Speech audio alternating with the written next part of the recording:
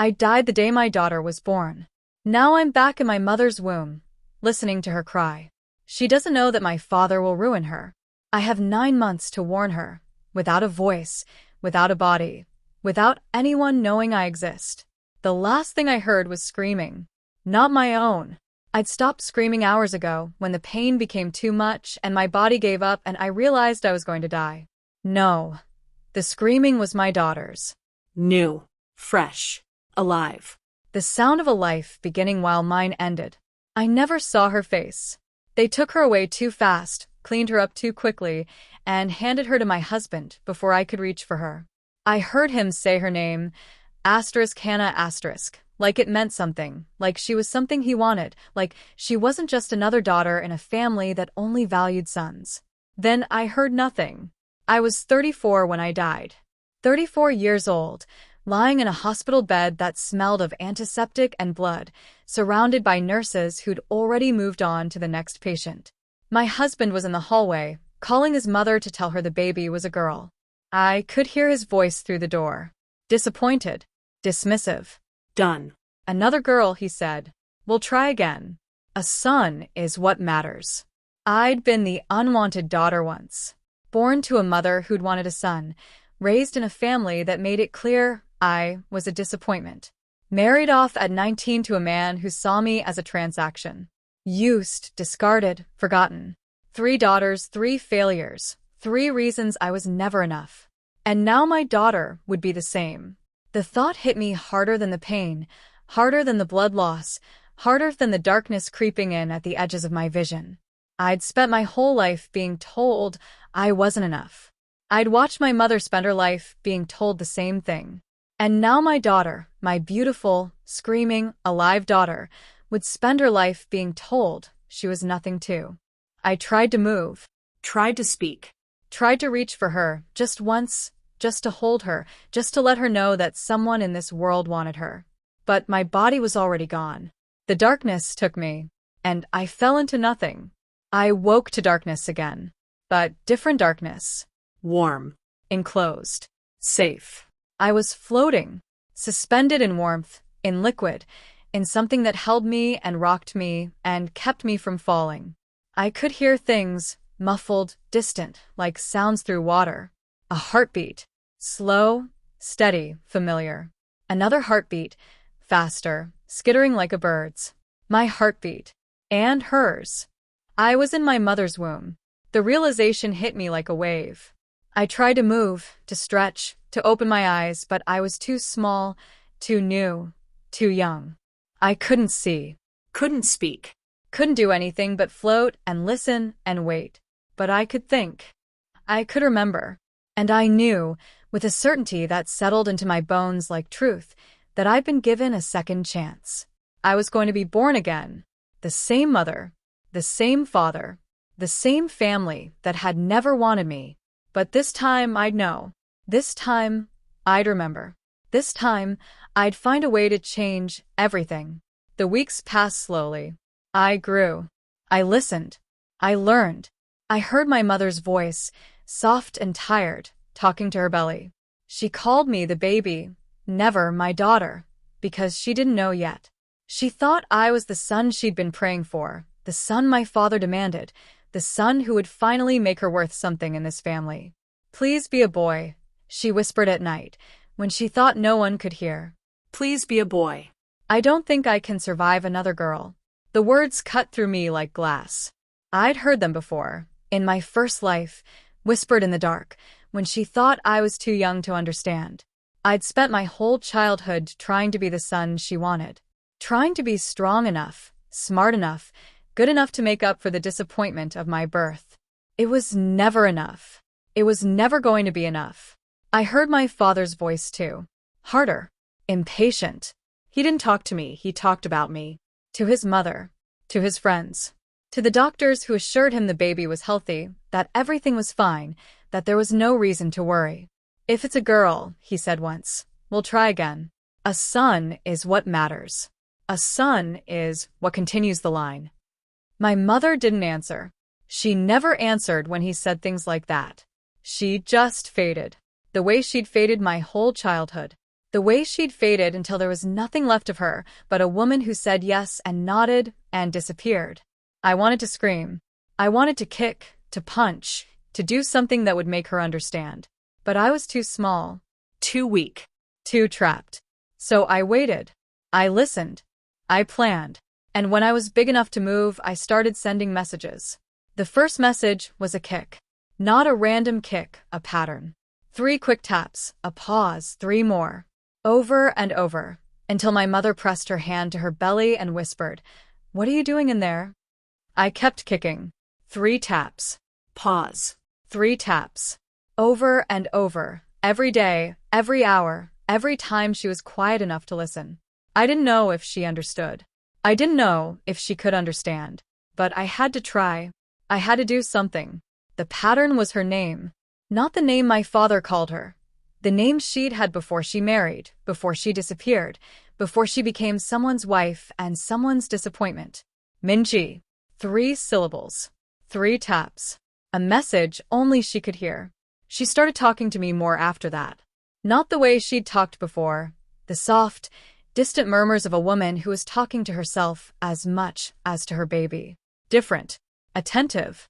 "You're a strange one," she said one night, her hand pressed to her belly, her voice a whisper in the dark. "The doctors said you'd be quiet. They said you'd sleep most of the time. But you never stopped moving. You never stopped trying." I kicked. 3 taps. Pause. 3 taps. She laughed, a sound I'd rarely heard in my first life, a sound that made my heart ache. "Minji," she said softly. "You're saying Minji, my name." I kicked again. Harder. Yes. "I don't understand." Her voice cracked. "How can you know my name? You're just a baby. You're not even born yet." I didn't have an answer. I couldn't speak, couldn't explain, couldn't tell her the truth. So I did the only thing I could. I kept sending messages. Patterns. Words. A language she was only beginning to understand. Asterisk, danger. Father. Run. Asterisk.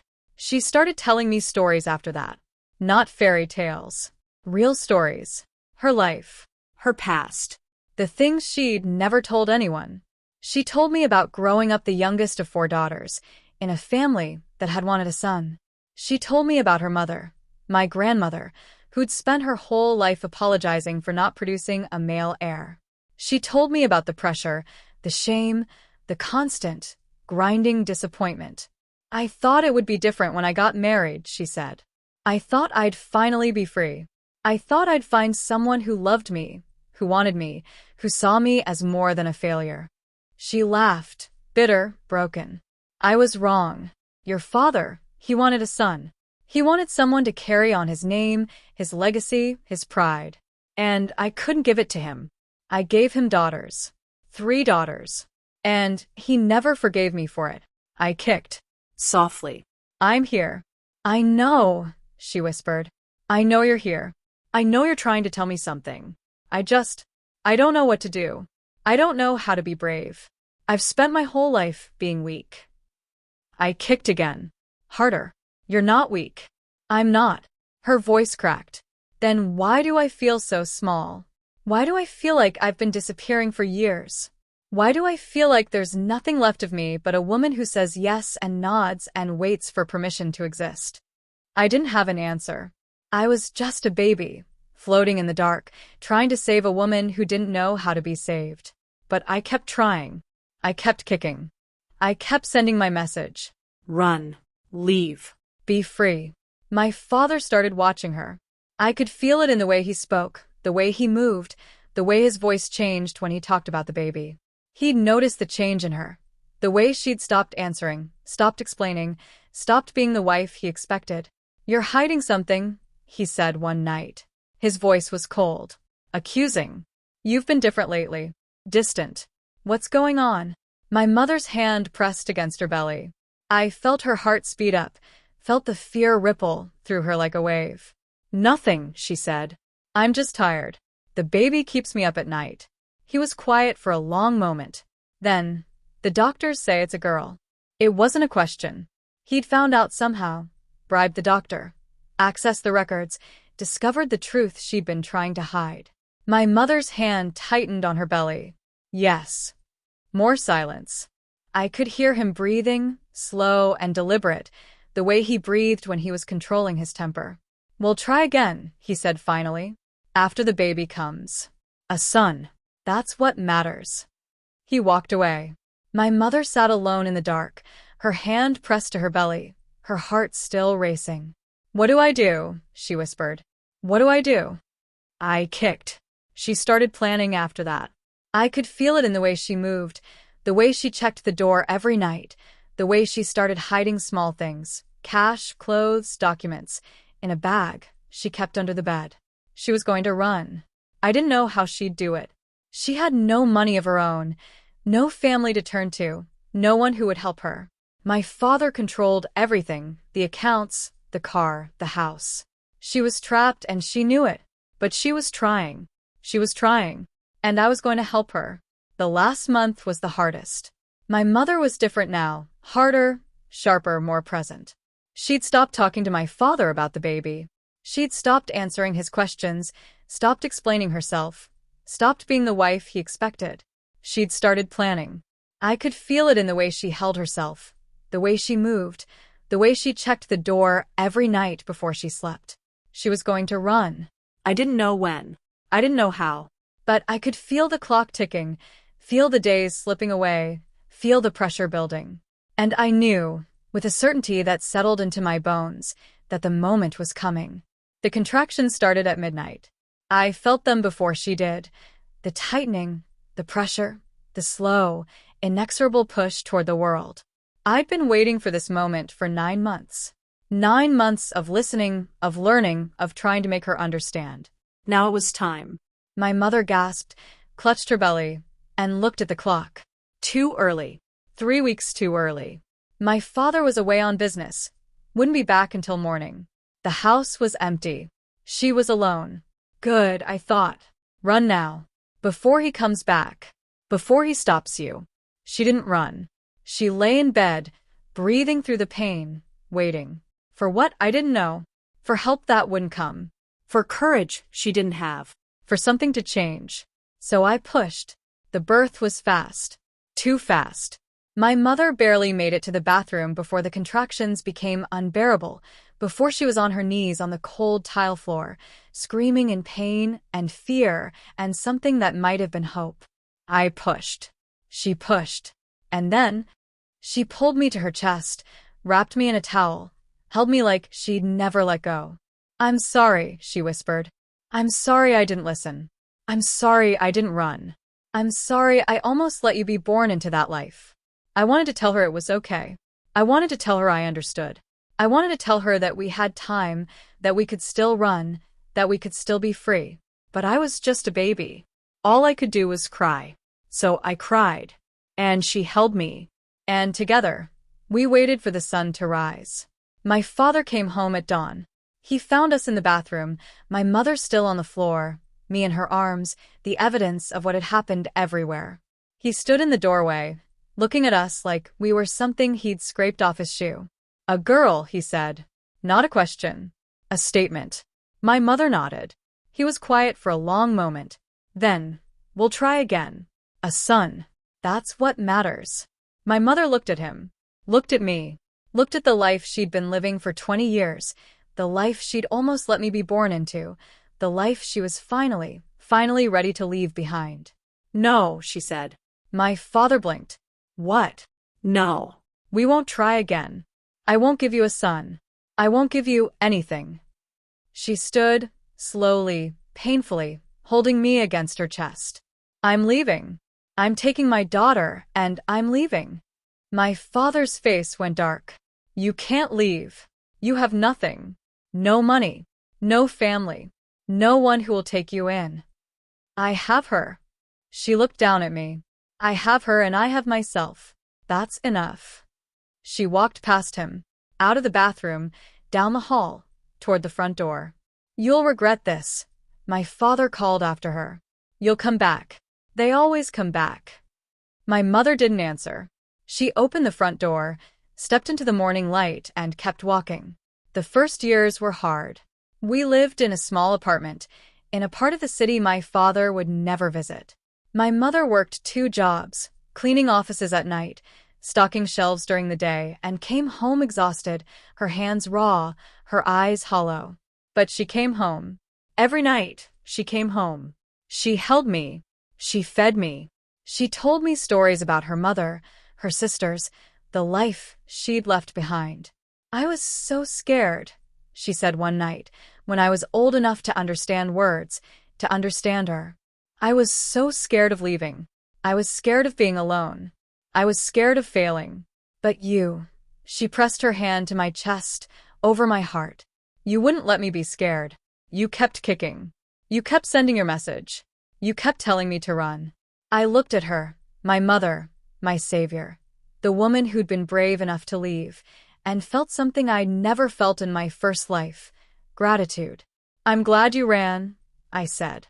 My voice was small, new, still learning to make sounds. I'm glad you took me, she cried. She always cried when I said things like that, but they were good tears, healing tears, the tears of a woman who was finally free. I grew fast, faster than the other children, or so my mother said. I learned to speak early, to read early, to understand things that children my age shouldn't understand. I didn't tell her the truth. Not then. She wasn't ready. She was still healing, still learning to be herself, still figuring out who she was without my father's shadow. But I watched. I waited. And I prepared. I learned everything I could about the world, about money, about power, about the systems that kept women like my mother trapped. I read books on law, on business, on the strategies people used to protect themselves from people like my father. I was going to be ready when the time came, when he found us, and I knew, with a certainty that sat in my bones, that he would find us. I was going to protect her. He found us when I was 10. I was walking home from school, taking the long way through the park, when I saw him. He was standing by the gate, watching the children play, looking for someone he'd lost. I stopped. Stared. Felt the old fear rise in my chest, the fear of being seen, of being caught, of being dragged back into a life I'd escaped. But I wasn't that girl anymore. I wasn't the unwanted daughter, the disappointment, the failure. I was someone new, someone strong, someone who'd been preparing for this moment for 10 years. I walked up to him. He looked at me, really looked, and something flickered in his eyes. Recognition. Calculation. The same cold assessment I'd seen in my first life, when he looked at my mother and saw a transaction. You look like her, he said. Your mother. You have her eyes. I know. He smiled.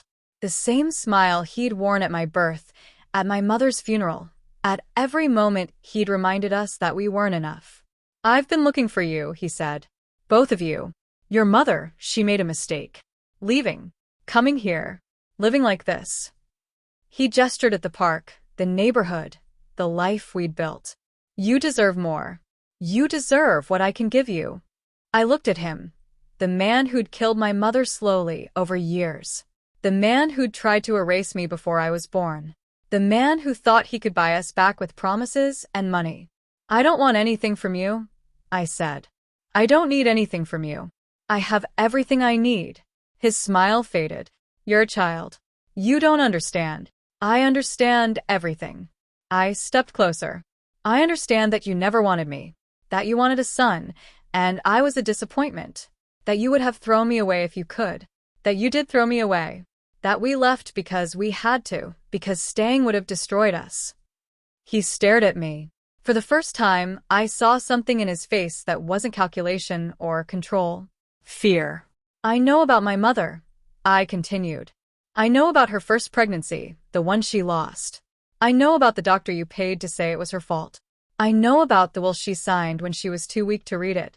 I know about the money you hid, the accounts you emptied, the lives you destroyed. How? His voice cracked. How do you know these things? Because she told me. Because she told me everything. Because she's been preparing for this moment, the same way I have. I pulled out my phone. The phone my mother had given me. The phone I'd been using to document everything for years. I've been watching you, I said. Since the day we left. Every transaction. Every lie. every person you've hurt. I have it all. And if you ever come near us again, I will destroy you." He stared at me. For a long moment, neither of us spoke. Then he turned and walked away. I told my mother that night. She was making dinner, humming a song I didn't recognize, when I walked into the kitchen and sat down at the table. "He found us," I said. Her hands stilled. What? "Father." He was at the park today. "He said he wanted to bring us back." She turned to face me. Her face was pale, but her eyes were steady. "What did you say?" I told her everything. The conversation, the phone, the years of watching, waiting, preparing. The way he'd looked at me when he realized I wasn't afraid. When I finished, she sat down across from me. Her hands were shaking. "How long?" she whispered. "How long have you been planning?" "Since before I was born." She stared at me. For a long moment, neither of us spoke. Then, "You remember, the other life, the one I almost let you be born into?" I nodded. She closed her eyes. Tears slipped down her cheeks. "I thought I was imagining it," she said. "The patterns, the messages, the way you knew things you shouldn't know. I thought I was going crazy." "You weren't." "I know." She opened her eyes. "I know you were trying to save me. I know you were trying to save us." I reached across the table, took her hand. "I did save us. You saved us. We saved each other." She squeezed my hand, held it, held me. "I'm sorry," she whispered. "I'm sorry you had to carry that. I'm sorry you had to be the strong one. I'm sorry." "Don't." I squeezed back. "Don't be sorry. You were brave. You were so brave. You left. You ran. You gave us a life. But I almost didn't. I almost stayed. I almost let him.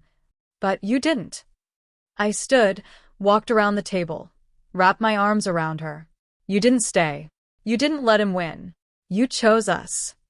She held me the way she'd held me on the night I was born in the bathroom, on the cold tile floor. Held me like she'd never let go.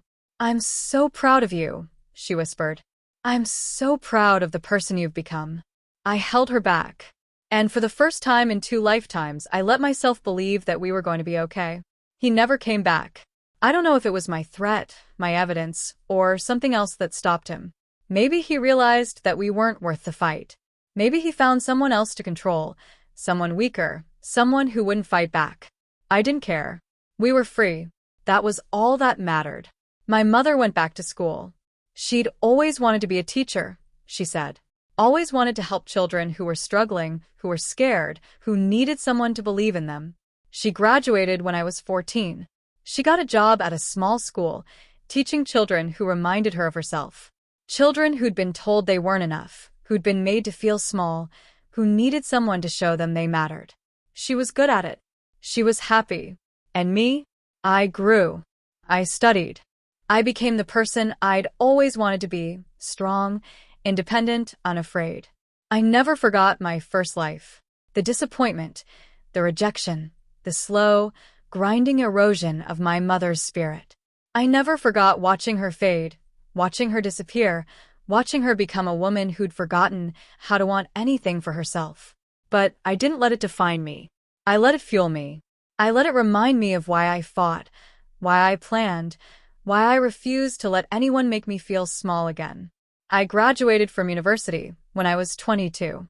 My mother was in the front row, crying, clapping, cheering louder than anyone else. She'd aged well. The lines on her face were from laughing now, not from fear. Her hair was gray, but her eyes were bright. Alive. After the ceremony, she hugged me, held me, whispered in my ear. "I'm so proud of you," she said. "I'm so proud of the woman you've become." I held her back. "I'm proud of you too, for being brave, for leaving, for giving us this life." She pulled back, looked at me. "You know what people used to say? When I left, they said I was making a mistake. They said I'd never make it on my own. They said I'd come crawling back." "What do they say now?" She smiled. "Now they say I was brave. They say I was strong.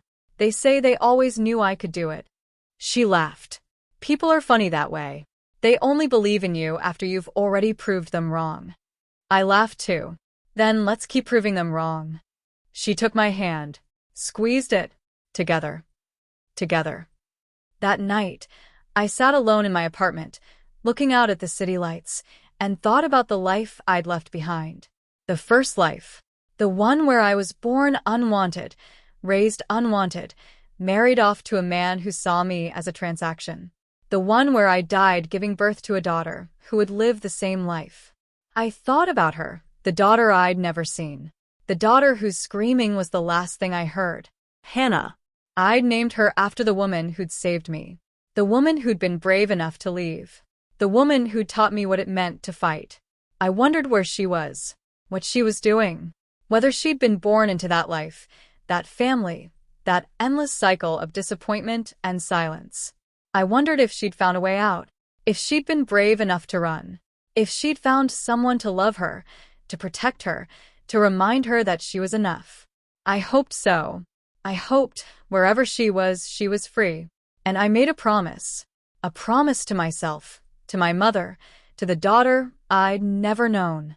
I would never let another woman be told she wasn't enough. I would never let another girl be made to feel small. I would never let another family decide that daughters were worth less than sons. I would fight. I would build. I would create something better. And when I had children of my own, daughters, I hoped, many daughters, I would raise them to know their worth. I would raise them to fight. I would raise them to be free. 20 years later, I'm 42. My mother is 74.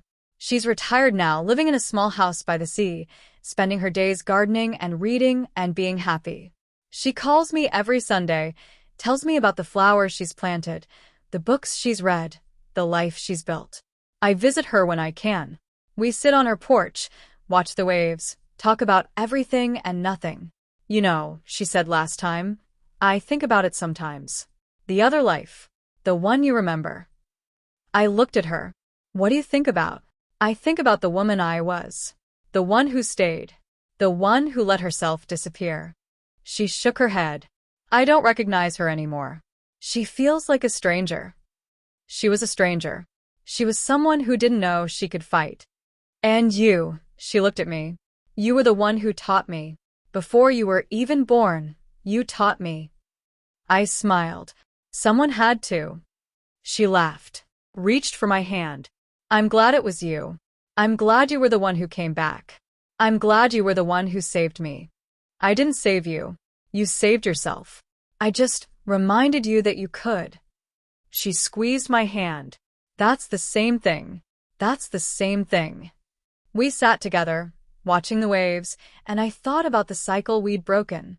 The cycle of daughters who were told they weren't enough. The cycle of women who disappeared. The cycle of families that valued sons over everything. We'd broken it. We'd escaped. We'd built something new. We'd broken it. We'd escaped. We'd built something new. And somewhere in another life, another world, another daughter was doing the same thing. Finding her voice. Finding her strength. Finding her way out. I hoped she was free. I hoped she was happy. I hoped she knew she was enough. Because she was. They all were. Every daughter who'd been told she was unwanted, unworthy, nothing. They were everything. To the daughter who will read this someday. My name is Kong Minji. I was born twice. The first time I was unwanted. The second time I was free. I don't know who you are. I don't know where you are. I don't know if you're reading this in a world like mine, a life like mine, a body that's been told it's not enough. But I know this. You are enough. You have always been enough. The people who told you otherwise were wrong. They were scared. They were small. They were trapped in a cycle they didn't know how to break. You can break it. You can be the one who stops the cycle, who changes the story, who builds something new. You don't need to be born twice to know your worth. You don't need to remember a past life to fight for your future. You just need to believe that you deserve better. You just need to believe that you are enough. And you are. You are more than enough. You are everything. Go. Run. Be free. Build something new. I believe in you.